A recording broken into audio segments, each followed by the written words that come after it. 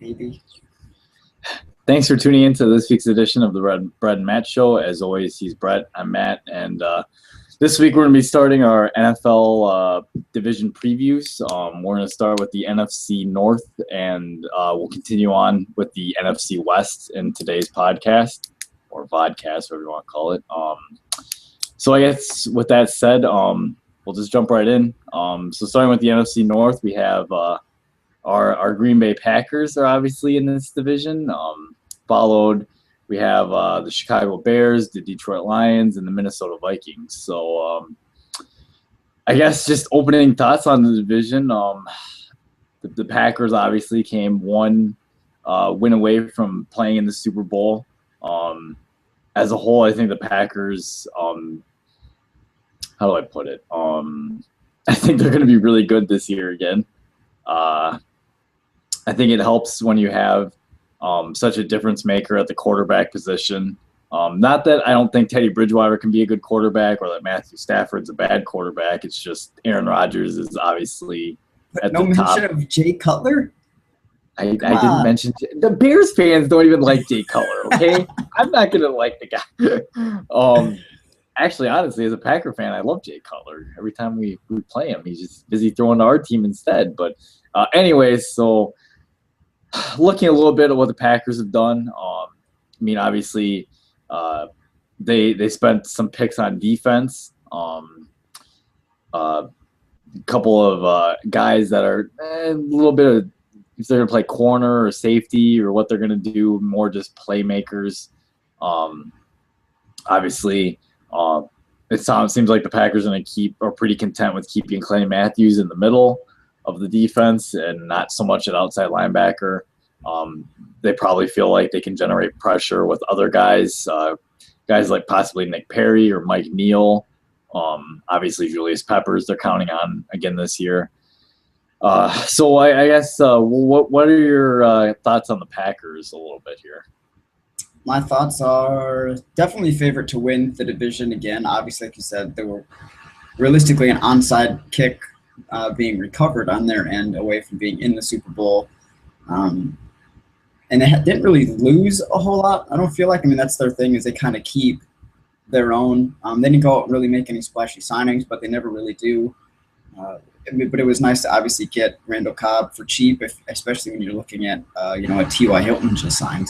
So, but yeah, you're looking at that offense. They've got elite players in a lot of different positions. Like I said, Cobb, Jordy Nelson, Rodgers, probably both guards, I'd say, are well above average. So you know that the offense is going to score points. Eddie Lacy is really good. Corey Linsley, can't forget about that guy. He was a stud. Who? Corey Linsley. Corey Linsley. Right now, is like a top 5 center. Yeah, the only problem I still have on that line is what Bakhtiari's doing at left tackle, because he's kind of average. But other than that, I don't think there's one other really truly average tight end.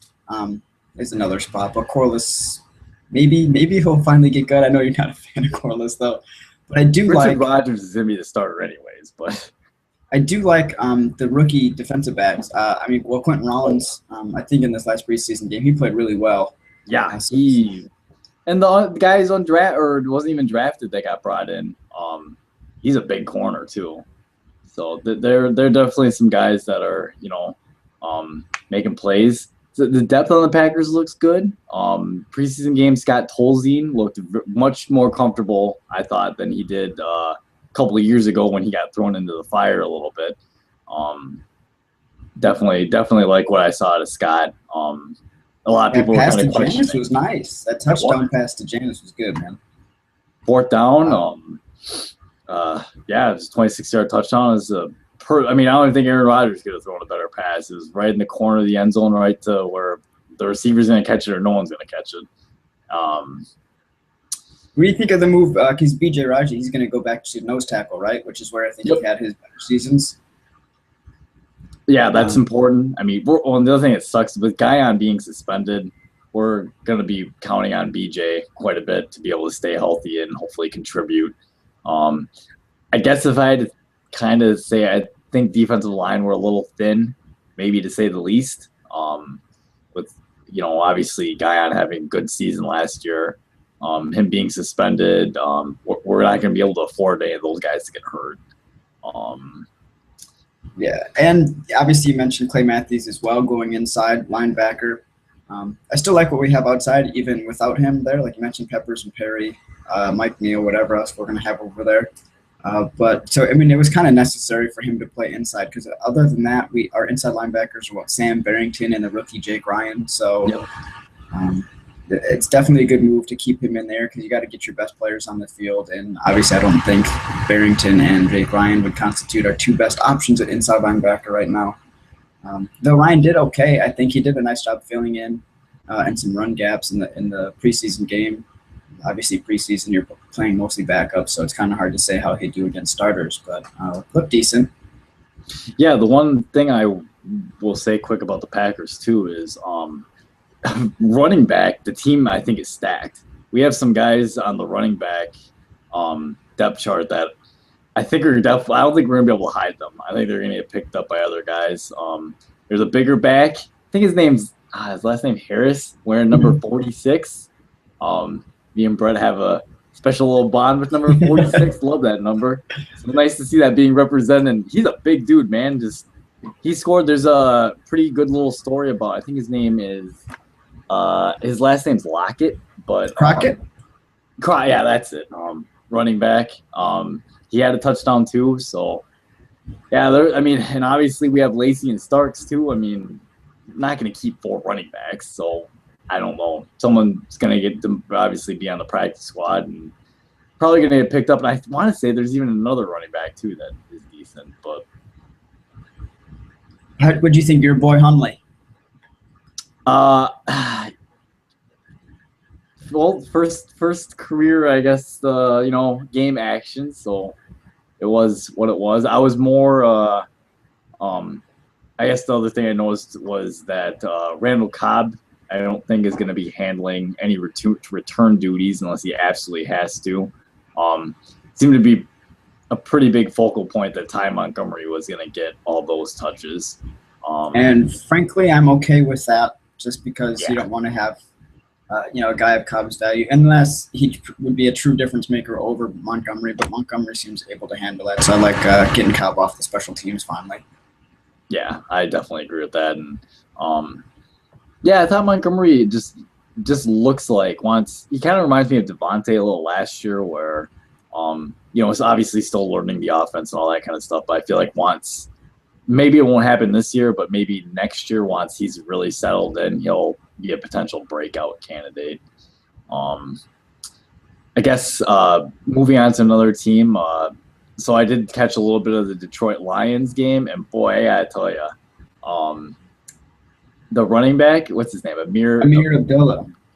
Yeah, that guy is exciting. I don't remember, was he that exciting in Nebraska? When he was healthy, he was one of the better running backs. He was fun to watch. Holy smokes! Like just making people look silly. Yeah, that was he could definitely be a spark for and definitely bring some balance to the Lions offense overall, I think. But obviously the Lions did just sign DeAndre Lovey to a big contract extension, which I know you were happy about. Good for him. I think it's a little bit much considering how good the players in front of him were, but that's okay.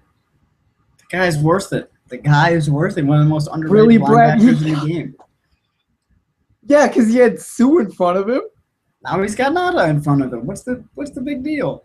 Really, Brett? You just compared an aging Haloti Nada to a guy who was in his physical prime. Come on. That's true. It's true. But he's also going to have guys like Ziggy Ansah be a year older and stuff like that. It's going to help him out on the edges. So, not that Ansah's taking out blockers in the run game, but that is going to be a big loss, though. I mean, obviously, Sue, but they also lost Fairley to the Rams. Yeah. So both their guys at the inside spot are no longer there. But they still have, I think, one of the better offenses, probably at least most explosive offenses with, Calvin Johnson, Golden Tate. Yep, Golden Tate. And then obviously Joy Bell, Amir Abdullah at running back. Decent offensive line and spots. Still probably could use some help in the middle. I know they got some young guys all over the place, though. But offensively, they'll be exciting, and defensively, they'll still be, the same old tough and tenacious type of team with who they got, coaching and everything else. But there's some big losses there that they did have up front, which is going to hurt. I still think it's honestly between them and Minnesota, I think, for who's going to be second in the division. And I'm struggling as to which team I want to pick. That's fair. So you touched on Minnesota a little bit. I gotta admit, I could really see the Vikings making the playoffs. Maybe the only reason that I'm hesitant on penciling them in possibly as a wild card or being number 2 in our division is that we're not the only people that are high on the Vikings. I think a lot of people are, and I don't always like it when everyone jumps on the same bandwagon for a team. Usually makes me a little nervous. Sometimes it's done for a reason. There's a reason we're all jumping on because we see at least potential there. But you look at, obviously, Teddy Bridgewater, you mentioned, probably should have been the first quarterback taken last year and wasn't. Adrian Peterson's back. They signed Mike Wallace. Yes. And granted, I mean, looks like that the defense is, definitely. I mean, just another Vikings draft, another Vikings first-round defensive player they decided to invest in. I mean, the defense is just, it's going to be a force. It might not look that way against the Green Bay Packers, but it will be against most teams that don't have Aaron Rodgers as their quarterback. Mm-hmm. And I mean, the weakest spot probably on the team would be linebackers. But Anthony Barr, I think, is really good. Greenway hasn't played great. And then they have Kendricks was another draft pick for them from UCLA at middle linebacker, who's probably going to start. So we don't really know how he's going to do. But they've got good guys up front in Floyd, Joseph, Everson Griffin, getting paid really good money, I think, too. And Robeson, I don't like him. He's not that good, though. He's also getting paid a lot of money. Yeah. So, I mean, the Vikings, you touched on Adrian Peterson. Obviously, I got to think. I mean, he just got himself, I think, a new deal. Mm-hmm. Did he get a new? Yeah, okay. Yeah, they kind of restructured it, essentially. I don't think it was necessarily a new deal. I think it was just a restructuring where he got more money this year. So if they want to cut his ass later, they can and not have to worry about it. Sure. But I mean, he's one of those running backs that is, kind of a once in a 20-year, possibly a once in a lifetime kind of talent. If he says, he's really motivated to play well, he's probably going to play really well, I have a feeling. I guess another big question mark for them, though, is, I mean, they drafted Matt Khalil a few years ago, and he just really has played poorly the last season, and for whatever reason just has struggled. So I know they spent a decently early pick in a lineman this year, pretty much putting Khalil on notice that, hey, you're not going to be able to just keep playing crappy. So it'll be interesting to watch that a little bit. But, I mean, the Vikings are right there. And Teddy Bridgewater, if he takes the next step, I mean, there's no reason to think that they couldn't have a chance. The last team in the division, obviously, the Chicago Bears. We touched a little bit on Jay Cutler. They still have Jay Cutler. They bring in John Fox. Personally, I've never really thought that highly of John Fox. I think Peyton Manning got him to the Super Bowl recently with Denver.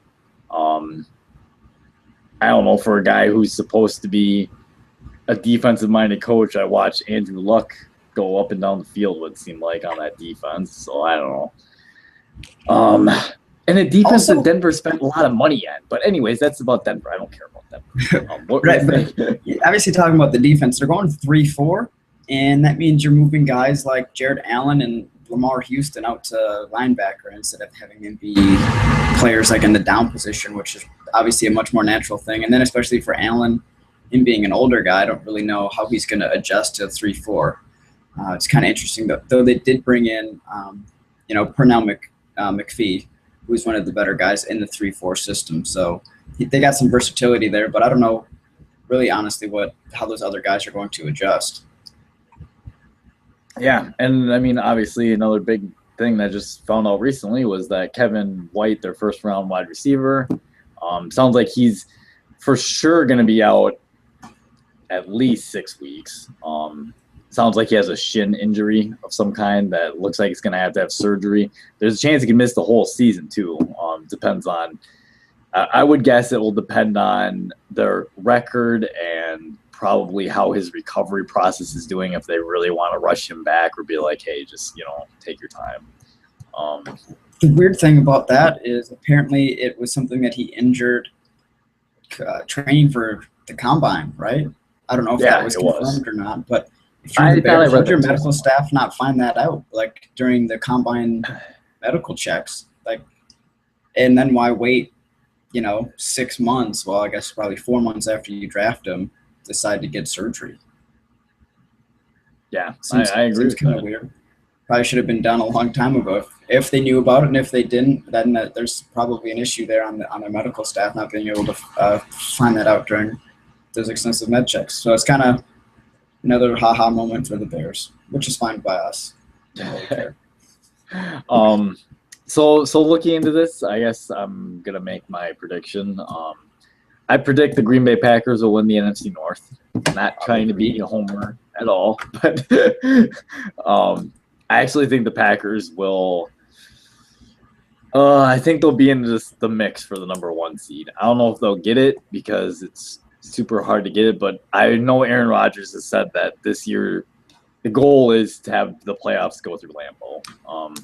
I think he's kind of sick of hearing how we lose on the road in playoff games. And he might be kind of sick of hearing how he doesn't have that great of a record in the playoffs compared to a certain other quarterback who he took over for. I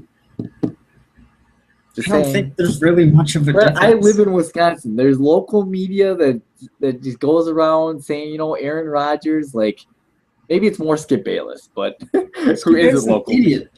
It's a damn idiot.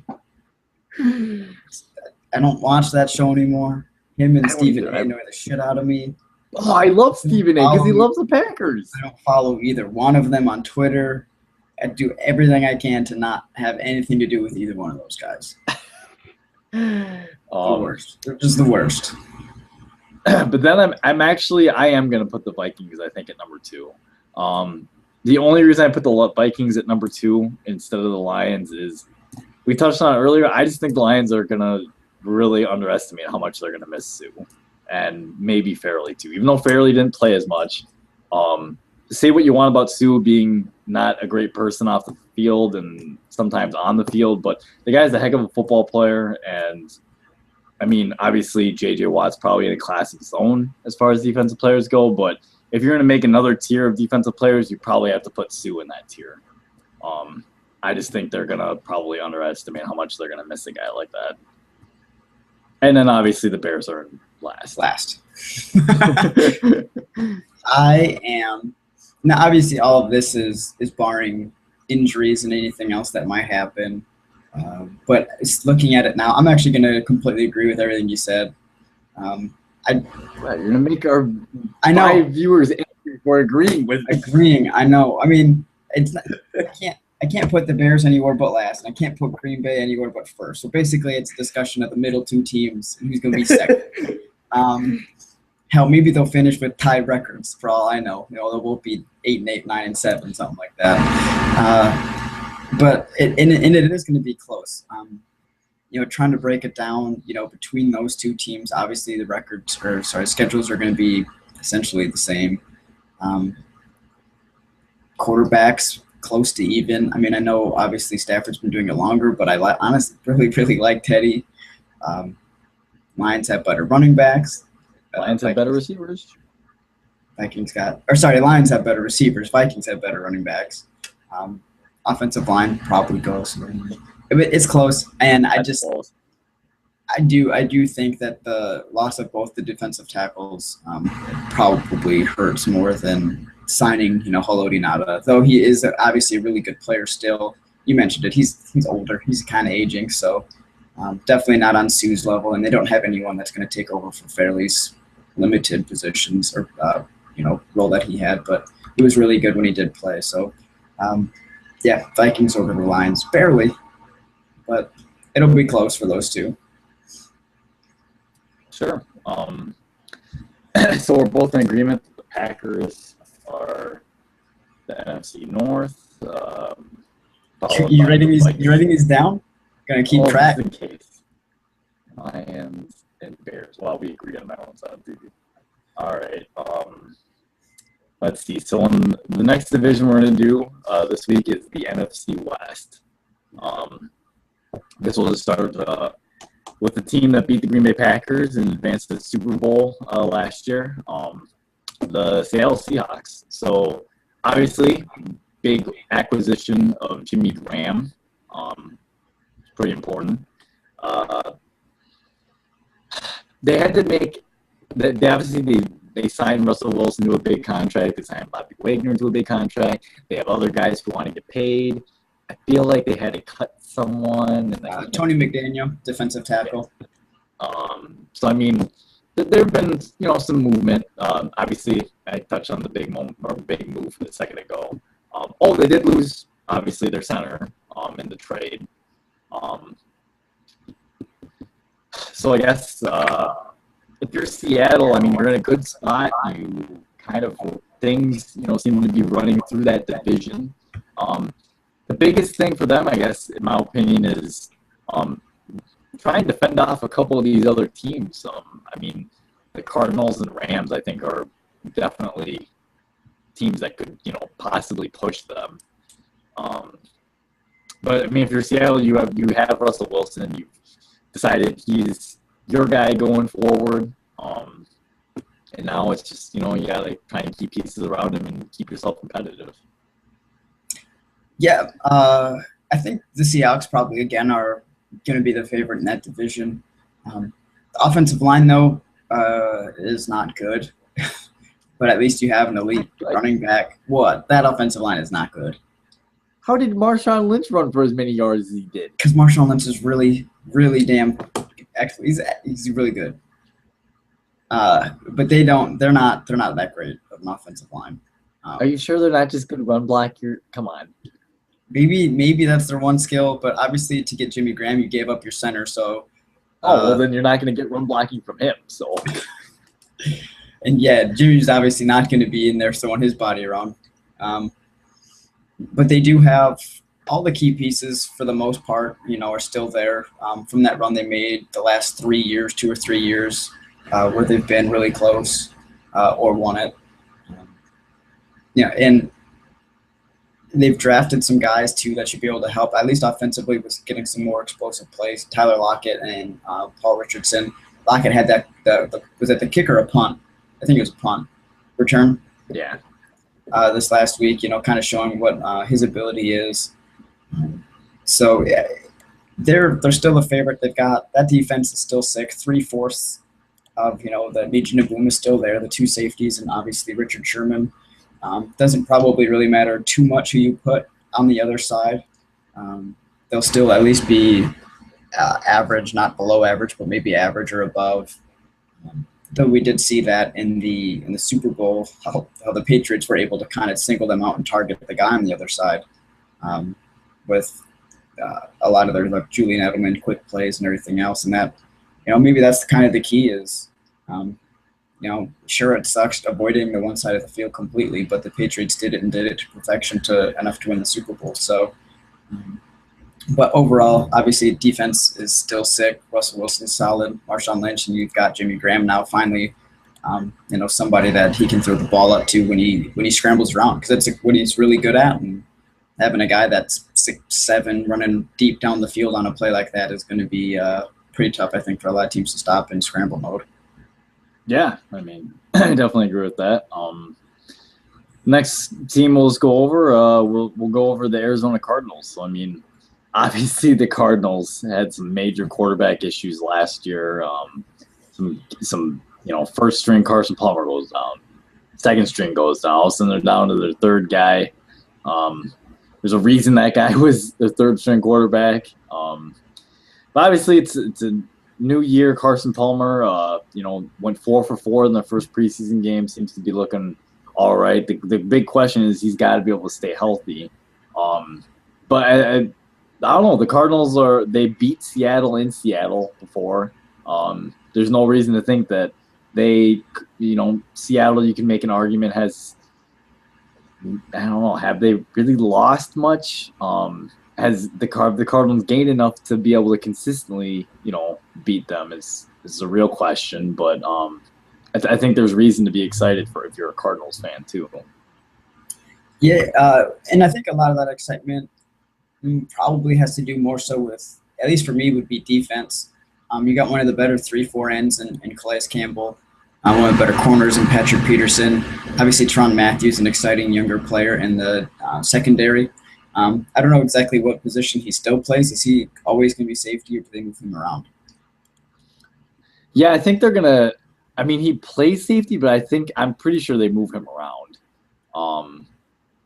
And kind of just let him do what he does, I guess you would say. They did lose – I feel like they lost the inside linebacker. They did. Carlos Dansby to the Cleveland Browns. Okay. And I actually think there might have been even another one, but I forget. And obviously, Antonio Cromartie's gone as well. Replaced him with Alfonso Dennard, who has been really hit and miss, and more so miss lately than he has been hit. So that's going to be a downgrade at one of the corner spots. So, I mean, that'll hurt. But they did make a really nice signing offensive line-wise. Mike Iupati at guard, who's one of the better guards in the game. You're matching him up with who they signed the previous year from Oakland, and Belt here at left tackle. So, the left side of the line's solid. You got a decent center. Still probably hoping for a little bit more on the right side. But obviously we didn't even mention Larry Fitzgerald's name, I don't think, yet. Nope. He's still a really good receiver. His hands are – he's obviously not the fastest guy, but he's big and runs good routes, and his hands are insane. Yeah, I think he's got – I was going to say, I think he's got like the highest catch rate of any receiver, or I guess if you want to put it another way, the lowest drop percentage of any of the receivers over the last couple of years. So he's – just get it near him, and that's going to probably have a really good chance of being caught. And then Floyd and John Brown was a really nice deep threat as well. Just kind of sprint him down the field and throw it far, because most guys in the secondary can't keep up with him. Right. And then, I mean, obviously, it's another team, the St. Louis Rams. We've said now a few shows that if the Rams could have a decent quarterback, they would probably be really, really tough to beat in that division. Maybe Nick Foles is that guy. I mean, he had that, what do you have, like 27 and 2 interception ratio, like one season or whatever it was. But yeah, that was his first. That's 2 seasons ago, and then last year he regressed. Came back down. A lot bit. So, anyways, I mean, so they do have Nick Foles. They got rid of Bradford. Just quick little thing on the Rams. I mean, obviously they signed Fairley. The defensive line is already good, and now it just got better. That defense is just they're going to be tough. That defensive front four is sick. They're I mean, you got Long's really good. Obviously Quinn 2 seasons ago had like 22 sacks, whatever it was. Yeah, you mentioned Fairley. Aaron Donald is a rookie, was one of the better defensive tackles, especially penetration-wise. I mean, he's so quick off the ball. It's impossible for inside guys to get to the point of attack before he does. And then, Michael Brockers even is another guy. So they got a lot of guys up front that poses a lot of problems for some offensive lines. Yeah, I definitely agree with that. And then the last team in the division. Oh, we didn't mention Todd Gurley. Oh, you're right. Yeah, they draft Todd Gurley. They draft how do you pronounce his name? Heidenstein? What's his name? Havenstein. Havenstein. Right tackle, second round pick. He's gonna be obviously, they He's starting. studied and saw how good Wisconsin runs the football, and well, they're gonna plug that guy in at right tackle, and that team should be able to theoretically run the football. So I mean, it's gonna be exciting if you're a Rams fan, I would think. It'll be interesting to see because if you think of Rams offense over the last couple of years and like any of their players, there's not really anyone that you can say is really an above average player. A lot of average dudes. I mean, Kenny Britt's pretty average. Cook and like Kendricks have been average at tight end. Stephen Bailey. Tavon Austin's probably below average. Running backs have been kind of average. It's just kind of who's going to step up, and kind of take that next step and allow that offense to at least help that defense out, because obviously that defense has been carrying the team last couple of years. And maybe when Gurley is healthy and he can start playing again, which seems to be the first. I think he's on track for week 1. Is he on track for week 1? Okay. I think so. Okay, so I mean, it could be interesting. It'll be obviously a little bit different with his first live game action being when they matter versus say preseason and some camp stuff. But they'll need at least 1 or 2 guys to kind of step forward and allow them to truly compete in that division. I think offensively, especially with how some of these other defenses are stacked up. Yeah, I agree with that. And then the last team is how the mighty have fallen. The San Francisco 49ers. Once upon a time, not too long ago, I specifically remember this team and thinking, wow, this team is going to be good for a really long time, and I'm super upset about it because they always beat Green Bay no matter what. For whatever reason, Aaron Rodgers cannot figure out how to beat the stupid 49ers. Well, you know what? We play the 49ers this year, and we'll probably find a way to lose to them somehow. But I tell you what, they lost. There might not be a team that had a rougher offseason than the San Francisco 49ers. I mean, talking about guys retiring out of nowhere. Well, Patrick Willis, which, granted, Patrick Willis, he's been around for a long time. When I know you didn't think so, but he was one of the best linebackers in the game. Since when did I say that? You said Navarro Bowman was better. Just because I said Navarro Bowman might have been better doesn't mean I didn't think Patrick Willis was one of the top 2 or 3 guys with Kuechly. Probably the top 3 guys at the position until Bowman got hurt and Patrick Willis retired. So now neither of them are probably in the top 3. Obviously, another guy that would have been in the top mix, Chris Borland, retired after his season. Whoa, come on, Brett. After 1 season, you're going to put him in the top 3 conversation in the mix? I said top mix. I didn't say top 3 mix. I just said top mix. The mix for top 50. Come on, he would have been in the mix for definitely top 10 inside linebackers. Top 10? Easy. Oh my god. You don't appreciate him, man. You just didn't appreciate him. Appreciate him? I watched him get ran over by Marshawn Lynch on a regular basis on freaking Thanksgiving night. The first game against the Saints was a different beast, all right? Marshawn Lynch is a different animal than any other running back outside of probably Adrian Peterson in the league. That second game, he was playing much better until he also got hurt in that game. Okay, fine. So nonetheless, I mean, they lost the guy who would have definitely been a starter for them. And I mean, Patrick Willis, Chris Borland, Justin Smith retires, and then Alden Smith gets released because of his off-the-field issues. So, and Alden Smith, I think it was 2012, was like first-team All-Pro linebacker. I mean, come on, you can't just have losses like this and not expect things to go downhill. And then, I mean, they lose, obviously, Jim Harbaugh. They lose their head coach because they felt like it was more important to keep management instead. Yeah, they've tried to make some signings and draft picks, because obviously Smith was older. You had to suspect that he would be gone sooner than later. Yeah. So they've drafted guys along the way. Obviously, this year I think it was Eric Armstead. Last year or 2 years ago it was Tank Carradine. From Florida State. So they have guys that they've taken to try to take over for that, but you don't know how these guys are going to be. Obviously, Armstead's a rookie and Carradine hasn't really played. See, so there's a lot of question marks there. Alden Smith's gone this last year. They drafted his name Eli Harold from Sounds familiar.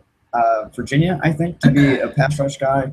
And they still had Ahmad Brooks, who they slid into the backup role. So, I mean, if you want to put him in a starter role and have that Lynch guy kind of be the other pass rush guy, you can do that. But still, I mean, that's a lot to ask. And then we haven't even gotten to the secondary yet, where Chris Culver was the starting corner. And that wasn't even necessarily a strong spot for the team. But without him now, you're going to be asking some other guys to step in since he signed with, I think it was the Redskins. So that defense has missed a ton. Coach is no longer there. You touched a little. You said Frank Gore before. Frank Gore obviously isn't there now. Although, to be honest with you, I think Carlos Hyde. I like Carlos Hyde. Okay, I think Carlos Hyde should have had more carries last season. So honestly, that doesn't bug me that Frank Gore is out there. Although I understand what a good back he was for them for a number of years. I still think Frank Gore can play, but I am just saying that I think Carlos Hyde had the potential to have better numbers than he did last year, and they were limited because he got limited touches. They probably should have run it more in general. As they switched, it seemed last year to be kind of a little bit more pass happy in certain situations, where the previous years they went with a lot more power run game. And I think, that's kind of, you mentioned off screen before we started Kaepernick's regression or seeming regression. So I think if they kind of change the style to go back to not necessarily having him needing to be the guy making plays, but not more of a game manager, but it kind of is, outside of some of those like read option stuff where you can take off down the field, because he's obviously a great athlete and you want to get him out in the open, but probably should have run the ball a lot more than they did last year. It was kind of almost like Dallas Cowboys a couple of years ago, where they're running the ball well and then let's just start passing all the time. No, that's not how you win the game. Though Torrey Smith, obviously with Kaepernick's arm strength, could be fun to watch deep down the field.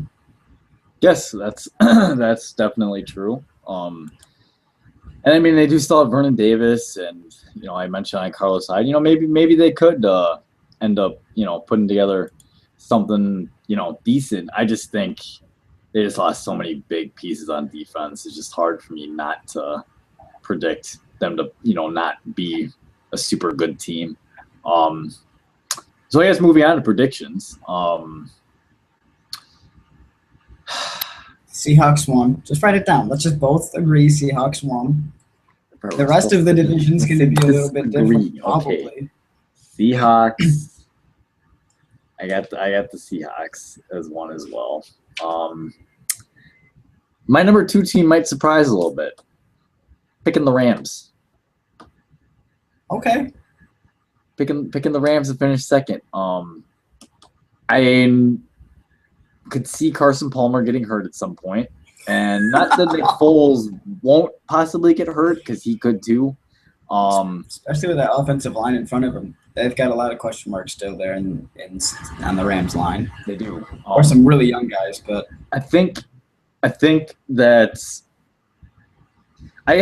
that the Rams defense is better than the Cardinals, and I would rank them as far as offensively. I guess I would say, going through things, I mean, I guess you could give a slight edge to QB to Carson Palmer and the Cardinals, but if he gets hurt, then obviously not.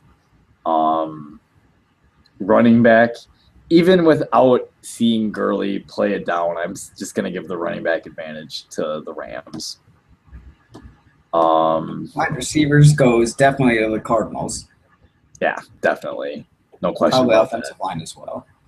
I think I'm going to go Cardinals too, mostly because I think their offense has a better chance to be successful and score some points. Obviously, the Rams are going to need to, I think, keep it more low scoring. But if the Cardinals need to, I think they're going to be able to score points. Plus, they still have a solid defense to kind of, keep teams down. So I'm going to go Cardinals too. Probably would have almost been one last year had Palmer not got hurt the way they were playing. So then I'm going to pick the Cardinals to finish third in the division. I'm guessing you're going to pick the Rams to finish third, or are you going to pick the 49ers to beat out the Rams? I'm going to pick the 49ers. What are you even thinking about it? Oh, my God. He's picking the 49ers. Wow. You picked the Rams to finish last? Boy, if they finish last, they finish last, mark my words. Jeff Fisher is fired.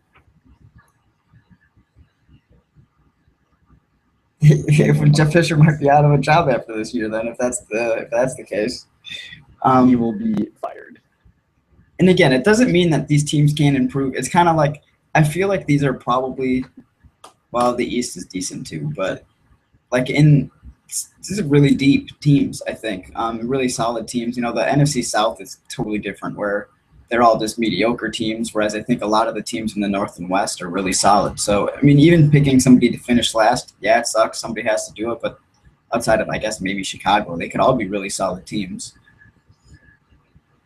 That's true. I mean, it's just it's tough because I mean we both feel like Seattle is probably pretty solidly going to win the division. Obviously, we can't predict injuries. I don't know. There's a lot of good teams. Like just because the 49ers, I've seen their harping on, like they obviously still have a lot of talent on their team. Like, yeah, they lost out on 4 big pieces of their team, but they can't. It's not like they can't make up those pieces at some point. It's just they're unproven right now. And as far as we all know, I mean, if Kaepernick takes a step forward and, ends up being more like the Kaepernick that we saw when they made the playoff run, I mean, a couple of years ago, then there's no reason to think that they couldn't somehow contend with Seattle. I mean, quarterback's the ultimate difference maker if he ends up progressing and even if he ends up progressing and being on the same level as Russell Wilson, I think they would have a chance of beating Seattle still. Yeah, I mean, because they still have some pretty solid weapons. I mean, they're aging weapons, though, basically taking the Baltimore team that beat them in the Super Bowl and putting them out at wide receiver. Yeah, they're just over like 2 consecutive years, just taking one of them. Making all the money. But yeah, the biggest thing for me for picking the Rams last still is I just don't trust that offense to score enough points to win games consistently. That's the biggest thing. And we'll see, maybe Gurley and some of those guys in the offensive line takes a step forward. Maybe Nick Foles is a difference maker. Just kidding. Yes, maybe Nick Foles is a different maker. I don't really see him as much of an improvement over Sam Bradford, though. He might stay on the field a little more. Other than that, he won't tear his ACL running into his own lineman or something stupid. So that's probably why I still keep the Rams on at the bottom. Love that defense, especially the front. But it's just that offense is still kind of iffy for me right now. I mean, maybe they're a year or two away since they invested so much into it with the running back spot and the offensive line from truly contending. But currently, I just don't see the Rams being that team to really jump forward yet. That's fair. So, I mean, it's like kind of wraps up our NFC North and NFC West preview. Are there any other thoughts around the league that you have on your mind? Not currently. Obviously, preseason's just started officially with all the teams playing this last week. So that's kind of been fun to watch. But it's still kind of hard to take too much away from much of anything you see in preseason, because there's going to be guys playing backups that perform really well that if they were playing against starters might not. But it's still kind of fun to see the young guys and guys that are trying to make the team performing, and some of them are probably only likely duty that they'll see all season. So I love preseason. It's fun, offers something different, but I'm not going to take too much away from what I see in these preseason games. Yeah, I definitely second that. I mean, there's an opportunity to watch some guys, that are on the roster, but we'll get an opportunity to, try and make the team. I mean, I follow the Packers a lot, so I mean, trying to keep up on all the things going on in Packer camp. Obviously, I can't do that for all 32 NFL teams, so don't really know the inside story on a lot of the other teams. But as far as Packers stuff goes, I mean, kind of touched on obviously stuff before. Every team, their ultimate goal through preseason is to not get anyone seriously hurt. It's obviously a big concern for everyone is you want to keep your best players healthy. So But I mean, football is starting to come back, so that makes our lives a little funner. So Certainly does. That's definitely the sport that we pay most attention to, and it gives us a nice 421, more than half the season, more than half the year.